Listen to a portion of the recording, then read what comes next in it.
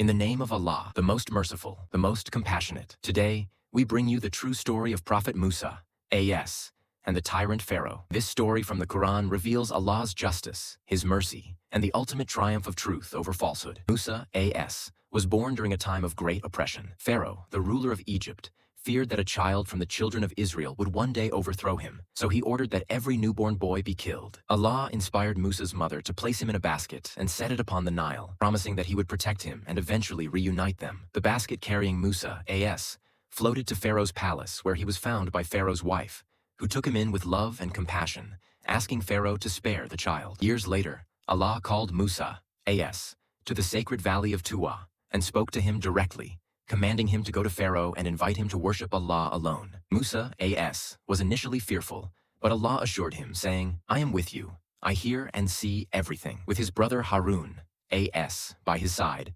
Musa, A.S., went to Pharaoh and delivered Allah's message, calling him to abandon his arrogance and submit to the one true God. Pharaoh scoffed at their message, mocking Musa, A.S., and claiming that he was the only God of Egypt. Musa, A.S., performed signs by Allah's will, casting his staff, which transformed into a live serpent, and showing his glowing hand. But Pharaoh dismissed them as mere magic. Pharaoh gathered Egypt's finest magicians to challenge Musa's miracles. When the magicians witnessed Musa's sign, they immediately recognized it as a true miracle and submitted to Allah, declaring their belief. Furious, Pharaoh threatened them with severe punishment. But the magicians stood firm in their faith, saying, "We believe in the Lord of Musa and Harun." Eventually, Allah commanded Musa, A.S., to lead the children of Israel out of Egypt. Pharaoh and his army pursued them relentlessly, but Allah parted the sea, creating a path for Musa and his people.